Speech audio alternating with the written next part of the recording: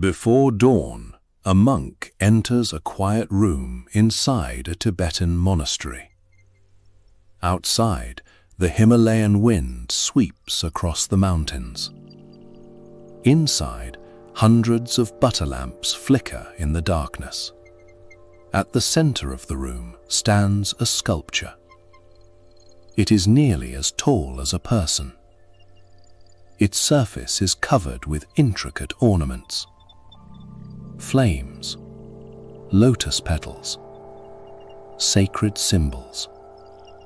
Bright colors glow beneath the warm light. The monk has spent nearly 2 weeks creating it. Every detail was shaped by hand. Every decoration carefully placed. Every imperfection corrected. It is one of the most beautiful things in the monastery. Soon, the ritual will reach its final stage. The offering has fulfilled its purpose. What happens next depends on the ritual itself. In some traditions, the Torma may eventually be dismantled. In others, it may remain on an altar long after the ceremony has ended. Yet regardless of its fate, the question remains the same. Why would anyone devote so much effort to creating something that was never meant to become a permanent work of art? For centuries, Tibetan Buddhists have created extraordinary ritual sculptures known as Tormas.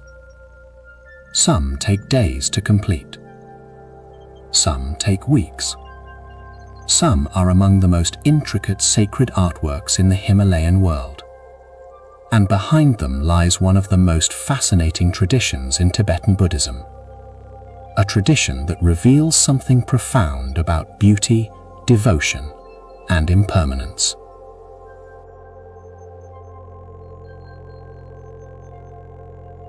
To most visitors, a Torma looks like a sculpture, and in many ways it is. Colorful, complex, beautiful, sometimes astonishingly so. Towering forms rise from carefully shaped bases. Lotus petals unfold from layers of colored dough. Flames, jewels, and sacred symbols emerge from intricate decorations. Some Tormas are small enough to fit in your hand. Others stand nearly as tall as a person. Yet Tibetan Buddhists do not see them primarily as art. A Torma is an offering, a ritual object, a symbolic gift. Traditionally, it is made from simple ingredients: roasted barley flour known as tampa, water, butter, natural pigments. The same materials found in ordinary Tibetan life. But through ritual, symbolism, and intention, those humble materials become something sacred. The value of a Torma is not found in what it is made from. Its value lies in what it represents: generosity, devotion, compassion, wisdom, and sometimes the entire universe itself.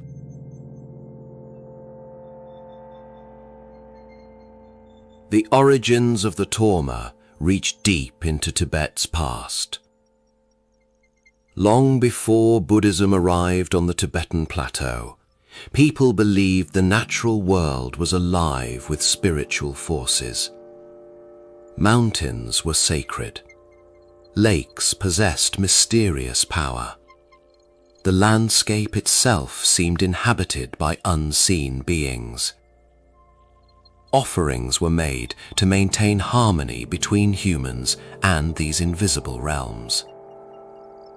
Then Buddhism arrived in Tibet during the 7th and 8th centuries.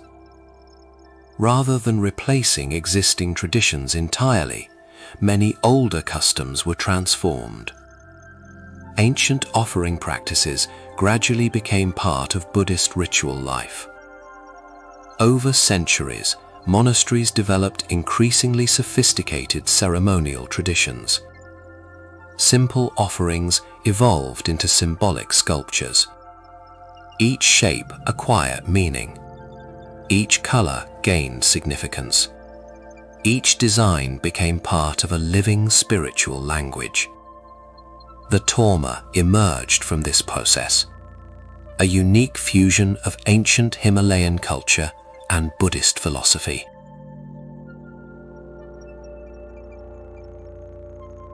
Imagine spending 10 days creating something you already know will serve a purpose beyond its physical form. That is exactly what many monks do. The process begins with little more than sampa, butter, and water. Nothing extraordinary.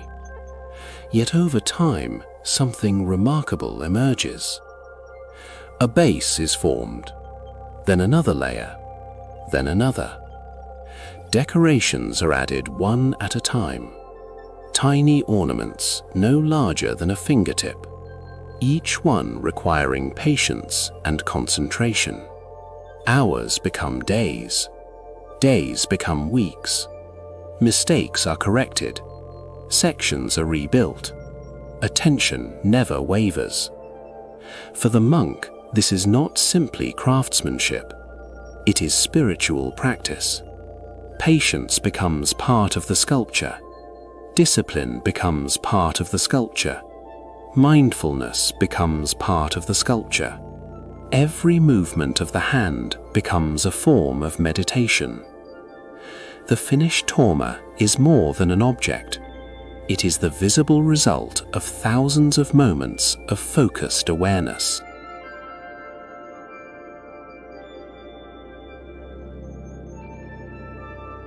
To an outsider, a Torma may seem abstract, but to those who understand the tradition, it speaks an entire symbolic language. White often symbolizes purity. Red can represent transformative energy. Blue may symbolize vast wisdom and limitless space. Lotus forms represent awakening. Flames symbolize wisdom overcoming ignorance. Jewels symbolize spiritual wealth. Nothing is random. Every shape carries meaning. Every ornament communicates an idea. Some Tormas represent offerings of food. Others symbolize prosperity, protection, healing, or long life. The sculpture becomes a language of symbols, a way of expressing spiritual ideas that words alone cannot capture.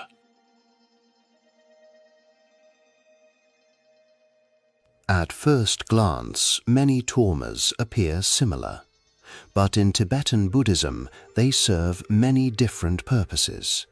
Some are offering Tormas presented to Buddhas and Bodhisattvas as acts of devotion and generosity. Others are used during tantric rituals, where the Torma becomes part of highly symbolic ceremonial practices.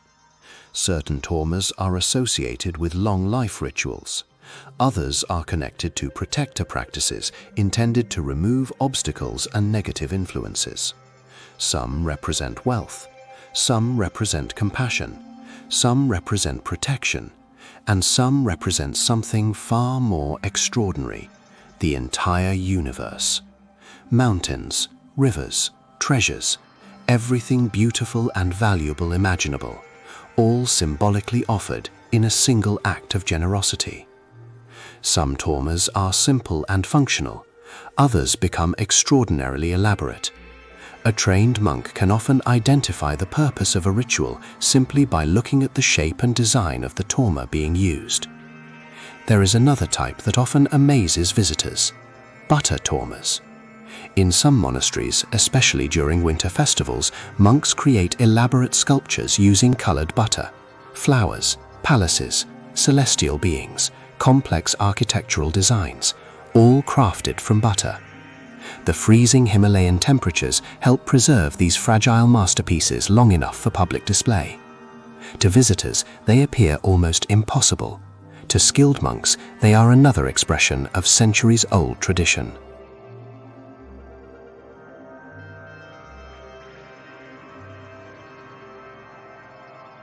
And then comes the moment that surprises many visitors.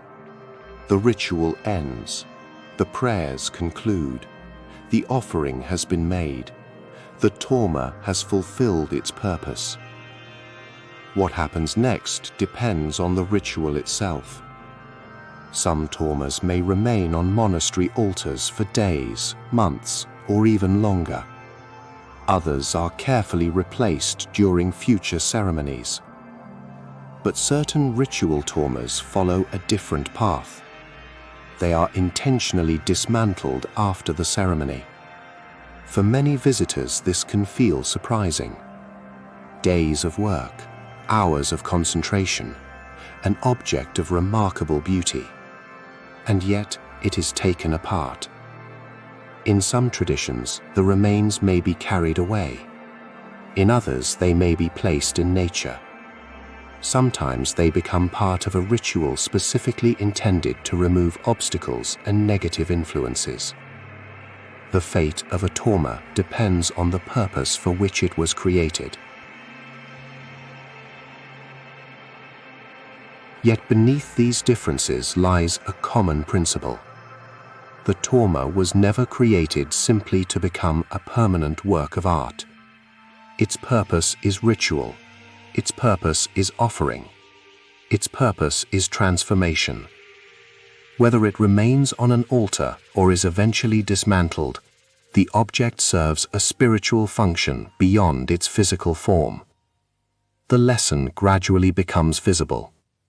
Everything changes. Everything ages. Everything eventually passes from one state into another. Beauty does not escape impermanence. Neither do we. And perhaps that is why the Torma remains so powerful. Its meaning was never contained within the sculpture itself. The sculpture was only the vessel.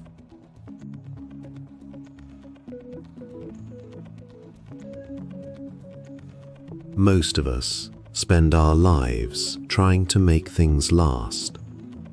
We preserve photographs. We protect possessions. We build monuments. We chase permanence in a world where nothing remains unchanged. The creators of Tormas approach life differently. They spend days creating something beautiful, knowing that its physical form is only part of the story.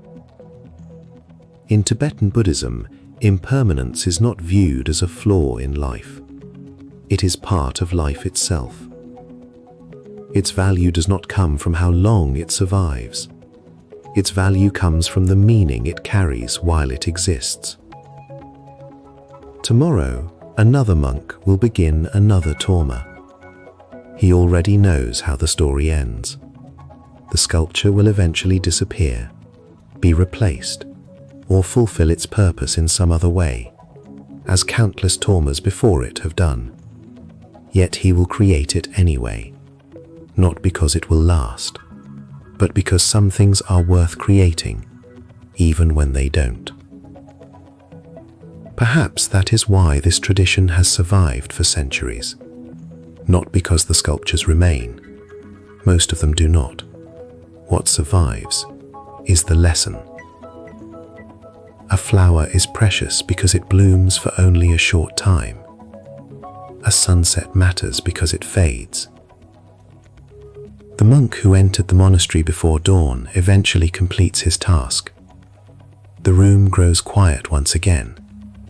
Yet somehow, nothing has been lost.